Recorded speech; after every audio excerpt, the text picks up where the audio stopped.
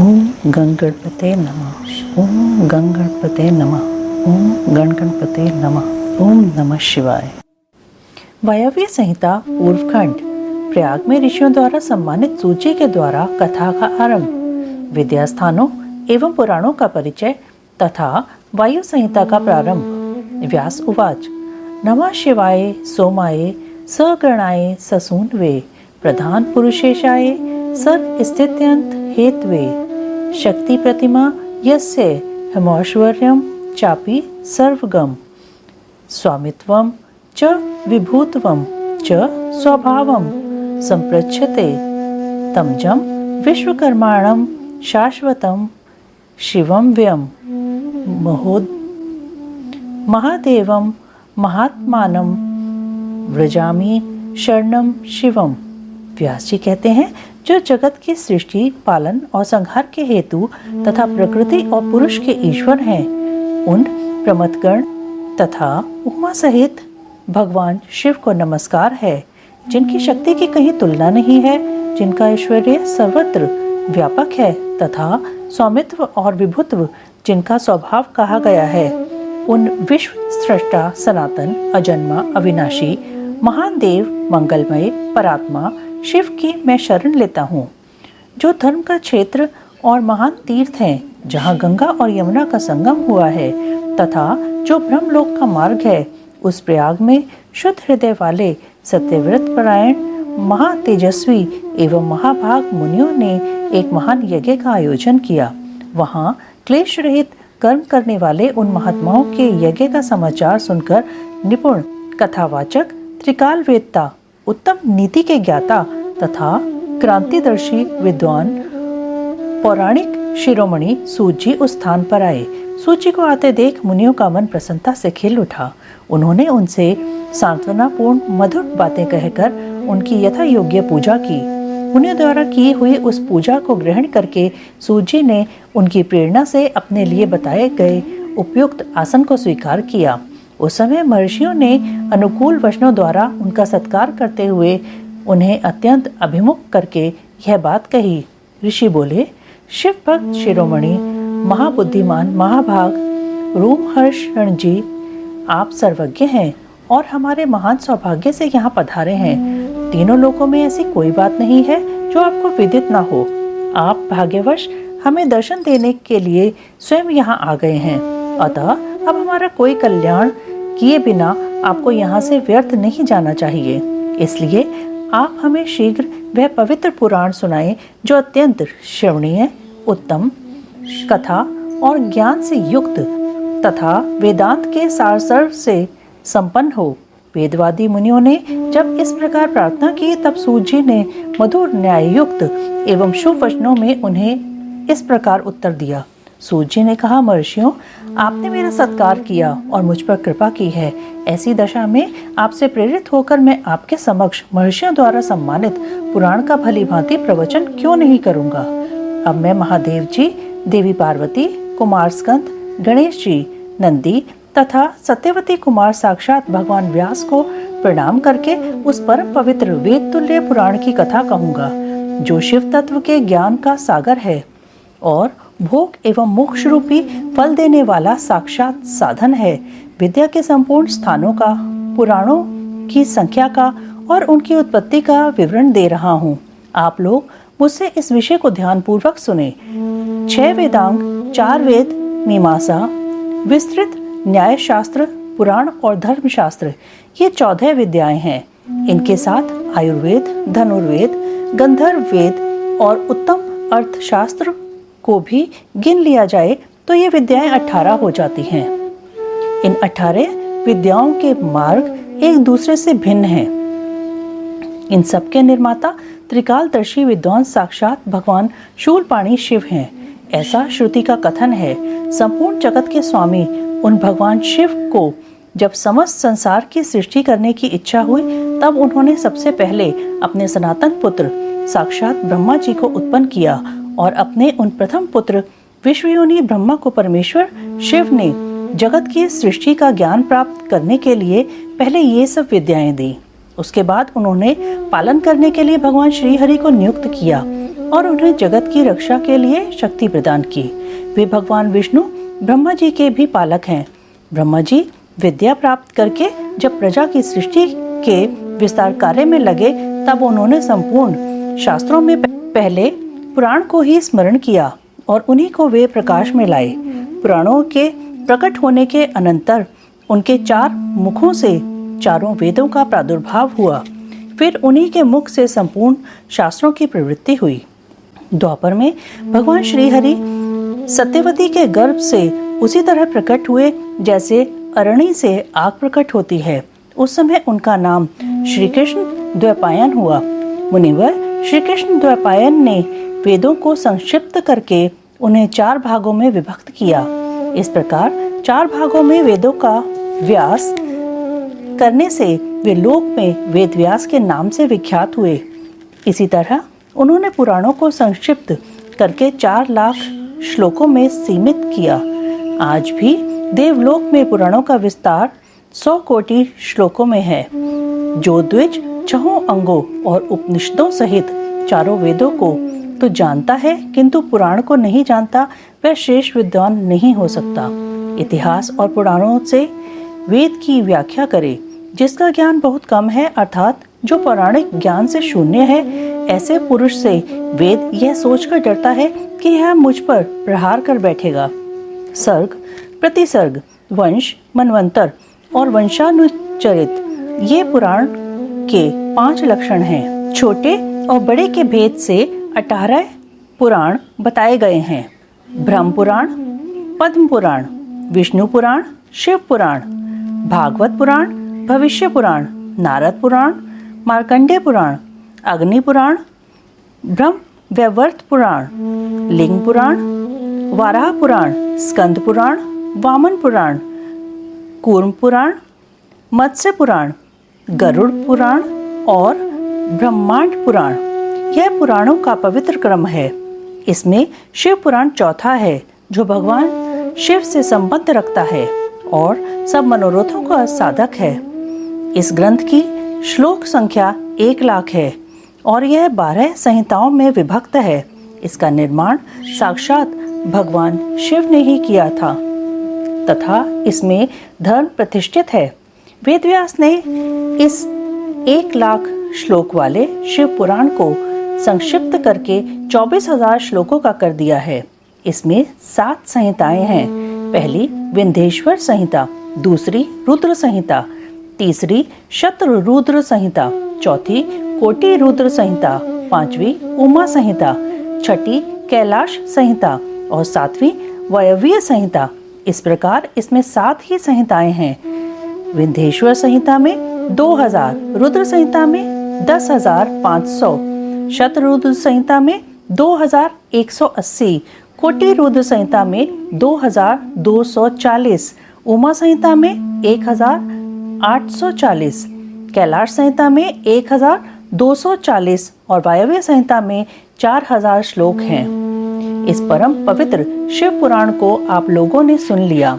केवल 4,000 श्लोकों की वायव्य संहिता रह गई है, जो 2 भागों से युक्त है। उसका वर्णन मैं करूंगा। जो वेदों का विद्वान न हो, उससे इस उत्तम शास्त्र का वर्णन नहीं करना चाहिए। जो पुराणों को न जानता हो और जिसकी पुराण पर श्रद्धा न हो, उससे भी इसकी कथा नहीं कहनी चाहिए। जो भगवान शिव का भक्त हो, शिवोक्त धर्म का पालन करता हो और दोष दृष्टि से रहित हो, उस जांचे पूछे हुए धर्मात्मा शिष्य को ही इसका उपदेश देना चाहिए। जिनकी कृपा से मुझको पुराण संहिता का ज्ञान है, उन अमित तेजस्वी भगवान व्यास को नमस्कार है। ऋषियों का ब्रह्मा जी के पास जा उनकी स्तुति करके उनसे परम पुरुष के विषय में प्रश्न करना और ब्रह्मा जी का आनंद मग्न हो रुद्र कहकर उत्तर देना। सूत जी कहते हैं, महर्षियों, पहले अनेक कल्पों के बारंबार बीतने पर सुदीर्घ काल के पश्चात जब यह वर्तमान कल्प उपस्थित हुआ और सृष्टि का कार्य आरंभ हुआ, जब जीविका साधन कर्म, कृषि, गोरक्षा और वाणिज्य की प्रतिष्ठा हुई तथा प्रजावर्ग के लोग सजग एवं सचेत हो गए, तब 6 कुलों में उत्पन्न हुए महर्षियों में परस्पर बहस छिड़ गई, यह परब्रह्म है या नहीं है। इस प्रकार उनमें महान विवाद होने लगा, किंतु परम तत्व का निरूपण अत्यंत कठिन होने के कारण उस समय वहां कुछ निश्चय न हो सका। तब वे सब लोग जगत सृष्टा अविनाशी ब्रह्मा जी का दर्शन करने के लिए उस स्थान पर गए जहां देवताओं और असुरों के मुख से अपनी स्तुति सुनते हुए भगवान ब्रह्मा विराजमान थे। देवताओं और दानवों से भरे हुए सुंदर रमणीय मेरु शिखर पर जहां सिद्ध और चारण परस्पर बातचीत करते हैं, यक्ष और गंधर्व सदा रहते हैं, विहंगों के समुदाय कलरव करते हैं, मणि और मूंगे जिसकी शोभा बढ़ाते हैं, तथा निकुंज, कंदराएं, छोटी गुफाएं और अनेकानेक निर्झर जिसे सुशोभित करते हैं। एक ब्रह्मवन नाम से प्रसिद्ध वन है, उनमें नाना प्रकार के वन्य पशु भरे हुए हैं। उसकी लंबाई 100 योजन और चौड़ाई 10 योजन की है। उसके भीतर एक रमणीय सरोवर है जो सुस्वादु निर्मल जल से भरा रहता है। वहाँ के रमणीय पुष्पित वृक्षों पर मतवाले भौरे छाए रहते हैं। उस वन में एक मनोहर एवं विशाल नगर है जो प्रातःकाल के सूर्य की भांति प्रकाशित होता रहता है। वहाँ दुर्धर्ष शक्ति से युक्त बलाभिमानी दैत्य, दानव तथा राक्षसों का निवास है। यह नगर तपाए हुए सुवर्ण का बना जान पड़ता है। उसकी 4 दीवारियां और सदर फाटक बहुत ऊंचे हैं। छोटे बुर्जों, ढालू छतों, आवास स्थानों तथा सैकड़ों गलियों से उस नगर की बड़ी शोभा है। वह विचित्र बहुमूल्य मणियों से आकाश को चूमता सा प्रतीत होता है तथा कई करोड़ विशाल भवनों से अलंकृत है। उस नगर में प्रजापति ब्रह्मा अपने सभासदों के साथ निवास करते हैं। वहां जाकर उन मुनियों ने साक्षात लोकपिता में ब्रह्मा जी को देखा। देवर्षियों के समुदाय उनकी सेवा में बैठे थे। उनकी अंग कांति शुद्ध सुवर्ण के समान थी। वे सब आभूषणों से विभूषित थे। उनका मुख प्रसन्न था, उससे सौम्य भाव प्रकट होता था। उनके नेत्र कमल दल के समान विशाल थे। दिव्य कांति से संपन्न, दिव्य गंध एवं अनुलेपन से चर्चित, दिव्य श्वेत वस्त्रों से सुशोभित तथा दिव्य मालाओं से विभूषित ब्रह्मा जी के चरणार बिंदों की वंदना सुरेंद्र, असुरेंद्र तथा योगींद्र भी करते थे।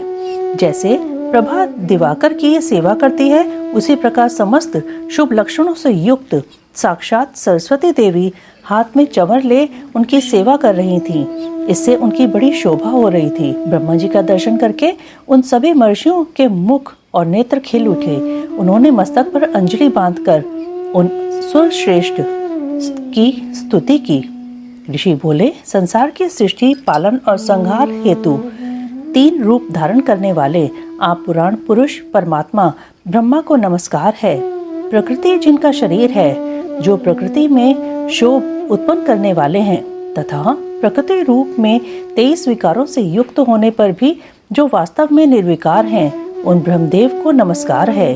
ब्रह्मांड जिनकी देह है, तो भी जो ब्रह्मांड के उदर में निवास करते हैं तथा वहां रहकर जिनके कार्य और कारण सम्यक रूप से सिद्ध होते हैं, उन ब्रह्मा जी को नमस्कार है। जो सर्वलोक स्वरूप तथा समस्त लोकों के सृष्टा हैं, जो संपूर्ण जीवों का शरीर से संयोग और वियोग कराने में हेतु हैं, उन ब्रह्मा जी को नमस्कार है। नाथ पितामह, आपसे ही संपूर्ण जगत की सृष्टि, पालन और संहार होते हैं, तथापि माया से आवृत होने के कारण हम आपको नहीं जानते। सूत जी कहते हैं, उन महाभाग महर्षियों के इस प्रकार स्तुति करने पर ब्रह्मा जी उन मुनियों को आह्लाद प्रदान करते हुए गंभीर वाणी में इस प्रकार बोले। ब्रह्मा जी ने कहा, महान सद्गुण से संपन्न महाभाग महातेजस्वी महर्षियों, तुम सब लोग एक साथ यहाँ किस लिए आए हो? ब्रह्मा जी के इस प्रकार पूछने पर ब्रह्मवेताओं में श्रेष्ठ उन सभी मुनियों ने हाथ जोड़ विनय भरी वाणी में कहा। मुनि बोले, भगवान, हम लोग अज्ञान के महान अंधकार से आवृत हो खिन्न हो रहे हैं। परस्पर विवाद करते हुए हमें परम तत्व का साक्षात्कार नहीं हो रहा है। आप संपूर्ण जगत के धारण पोषण करने वाले तथा समस्त कारणों के भी कारण हैं। नाथ, यहाँ कोई ऐसी वस्तु नहीं है जो आपको विदित न हो। कौन ऐसा पुरुष है जो संपूर्ण जीवों से पुरातन, अंतर्यामी, उत्कृष्ट, विशुद्ध, परिपूर्ण एवं सनातन परमेश्वर है?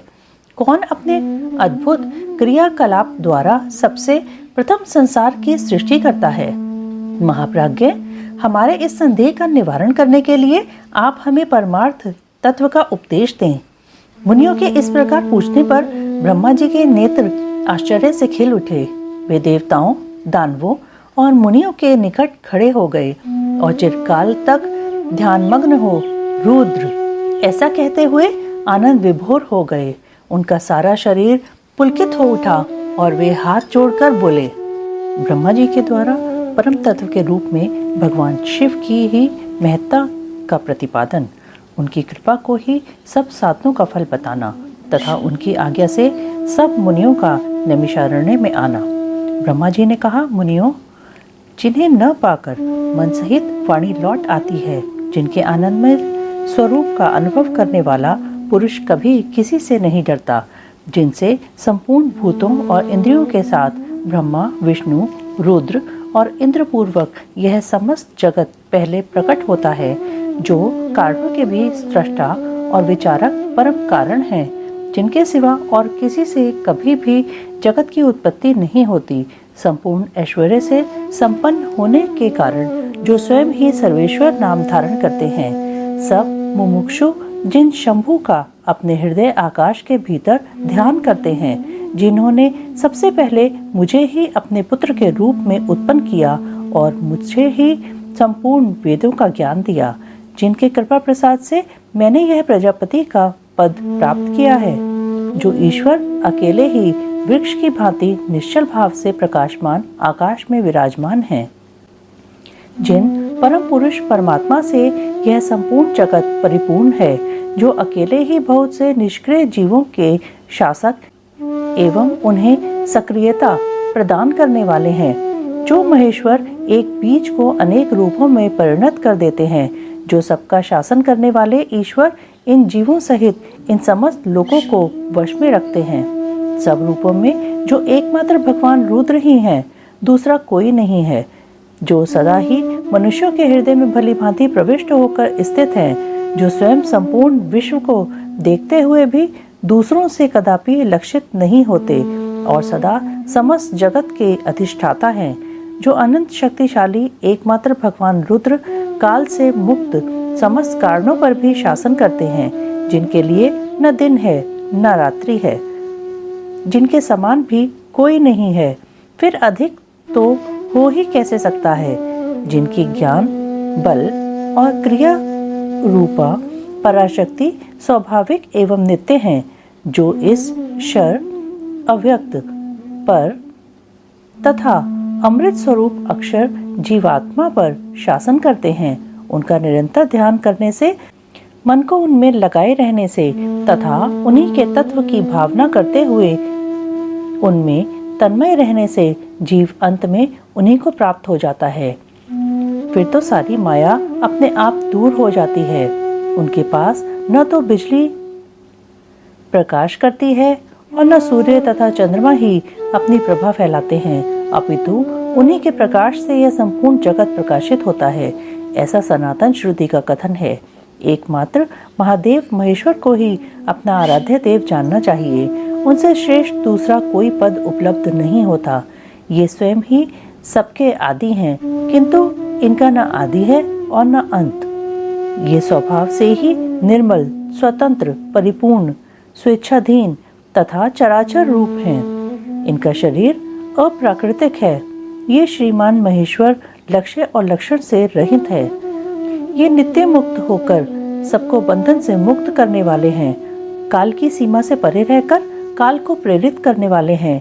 ये सबके ऊपर निवास करते हैं, स्वयं ही सबके आवास स्थान हैं, सर्वज्ञ हैं तथा 6 प्रकार के अध्वा से युक्त इस संपूर्ण जगत के पालक हैं। उत्तरोत्तर उत्कृष्ट भूतों से वे परम उत्कृष्ट हैं। उनसे बढ़कर दूसरा कोई नहीं है। अनंत आनंद राशि रूपी मकरंद का पान करने वाले मधुव्रत हैं। अखंड ब्रह्मांडों को मसलकर मृत पिंड के समान कर देने की कला में पंडित हैं। उदारता, वीरता, गंभीरता और मधुरता के महासागर हैं। इनके समान भी कोई वस्तु नहीं है। फिर इनसे बढ़कर तो हो ही कैसे सकती है। ये उपमा रहित हैं, समस्त प्राणियों के राजाधिराज के रूप में विराजमान हैं। ये ही सृष्टि के प्रारंभ में अपने अद्भुत क्रियाकलाप द्वारा इस संपूर्ण जगत की सृष्टि करते हैं और अंतकाल में यह फिर इन्हीं में लीन हो जाएगा। सब प्राणी इन्हीं के वश में हैं। ये ही सबको विभिन्न कार्यों में नियुक्त करने वाले हैं। पराभक्ति से ही इनका दर्शन होता है, अन्य किसी प्रकार से कभी नहीं। व्रत, संपूर्ण दान, तपस्या और नियम, इन सब साधनों को पूर्व काल में सत्पुरुषों ने भाव शुद्धि तथा अनुराग की उत्पत्ति के लिए ही बताया था, इसमें संशय नहीं है। मैं, भगवान विष्णु, रुद्रदेव तथा दूसरे देवता एवं असुर आज भी उग्र तपस्याओं के द्वारा उनके दर्शन की इच्छा रखते हैं। धर्मभ्रष्ट, मूढ़, दुष्ट और घृणित आचार विचार वाले लोगों का उनका दर्शन होना असंभव है। भक्तजन भीतर और बाहर भी उन्हीं का पूजन एवं ध्यान करते हैं। यह रूप 3 प्रकार का है, स्थूल, सूक्ष्म और इन दोनों से परे। हम सब देवता आदि जिस रूप को प्रत्यक्ष देखते हैं वह स्थूल है। सूक्ष्म रूप का दर्शन केवल योगियों को होता है और उससे भी परे जो नित्य ज्ञान स्वरूप, आनंदमय तथा अविनाशी भक्त स्वरूप है, वह उसमें निष्ठा रखने वाले भजन परायण भक्तों की ही दृष्टि में आता है। भगवत व्रत का आश्रय लेने वाले भक्त ही उसको देख पाते हैं। इस विषय में अधिक कहने से क्या लाभ। घूम से भी घूमतर एवं उत्कृष्ट साधन है भगवान शिव के प्रति भक्ति।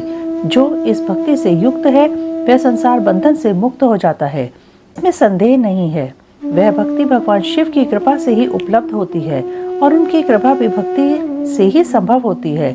इस प्रकार ये दोनों एक दूसरे के आश्रित हैं। ठीक वैसे ही जैसे अंकुर से बीज और बीज से अंकुर होता है। जीव को भगवत कृपा से ही सर्वत्र सिद्धियां मिलती हैं। संपूर्ण साधनों से अंत में भगवान की कृपा ही साध्य है। अंतःकरण की शुद्धि यह प्रसाद का साधन है। धर्म और उस धर्म के स्वरूप का प्रतिपादन वेद ने किया है। वेदों के अभ्यास से पहले के पुण्य और पापों में समता आती है। उस समता से प्रसाद का संपर्क प्राप्त होता है और उससे धर्म की वृद्धि होती है। धर्म की वृद्धि से पशु के पापों का क्षय होता है। इस तरह जिसके पाप क्षीण हो गए हैं उस जीव को अनेक जन्मों के अभ्यास से क्रमशः उमा महेश्वर के तत्व का ज्ञान प्राप्त होकर उसके हृदय में उनके प्रति भक्ति का उदय होता है। उस भक्ति भाव के अनुरूप ही महेश्वर के कृपा प्रसाद का उद्रेक होता है। उस प्रसाद से कर्मों का त्याग होता है। कर्मों के त्याग का अभिप्राय उनके फलों के त्याग से है, कर्मों के स्वरूपतः त्याग से नहीं। अतः यह सिद्ध हुआ कि कर्म फलों के त्याग से शिव धर्म में मंगलमय प्रवृत्ति होती है।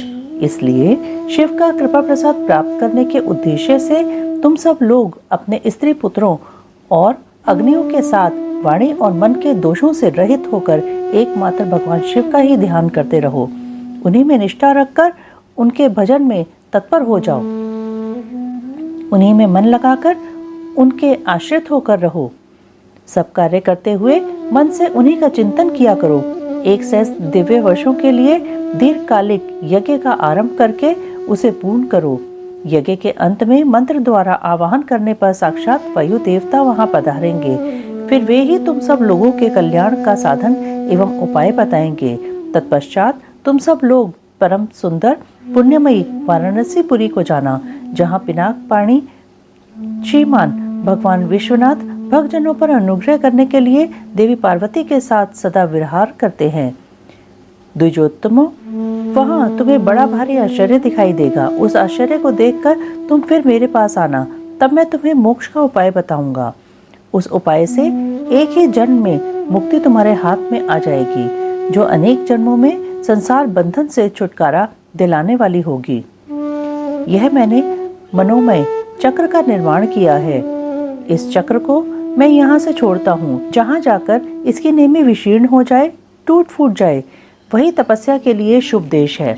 ऐसा कहकर पितामह ब्रह्मा ने उस सूर्य तुल्य तेजस्वी मनोमय चक्र की ओर देखा और महादेव जी को प्रणाम करके उसे छोड़ दिया।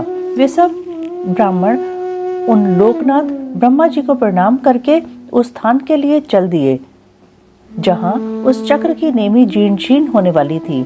ब्रह्मा जी का फेंका हुआ वह सुंदर चक्र मनोहर शिलाखंडों से युक्त और निर्मल एवं स्वादिष्ट जल से पूर्ण किसी वन में गिरा। उस चक्र की नेमी के शीर्ण होने से वह मुनि पूजित वन नैमिष नाम से विख्यात हुआ। अनेक यक्ष, गंधर्व और विद्याधर वहां आकर रहने लगे। पूर्व काल में जगत की सृष्टि की इच्छा रखने वाले विश्व सृष्टा एवं गार्हपत्य अग्नि के उपासक ब्रह्मज्ञ प्रजापतियों ने वहीं दिव्य यज्ञ का आरंभ किया था। वहीं शब्द शास्त्र, अर्थशास्त्र तथा न्याय शास्त्र के ज्ञाता विद्वान महर्षियों ने शक्ति, ज्ञान और क्रिया योग के द्वारा शास्त्रीय विधि का अनुष्ठान किया था। उसी स्थान पर वेदवेत्ता विद्वान सदा वाद और जल के बल से युक्त वचनों द्वारा अतिवाद करने वाले वेद बहिष्कृत नास्तिकों को पराहत या पराजित करते हैं। तभी से नैमिषारण्य ऋषियों की तपस्या के योग्य स्थान बन गया। स्फटिक मणिमय पर्वत की शिलाओं से झरते हुए अमृत के समान मधुर एवं स्वच्छ जल के कारण वह वन बड़ा रमणीय प्रतीत होता है। वहाँ प्रायः अत्यंत रसीले फल देने वाले वृक्ष हैं तथा उस वन में हिंसक जीव जंतुओं का अभाव है।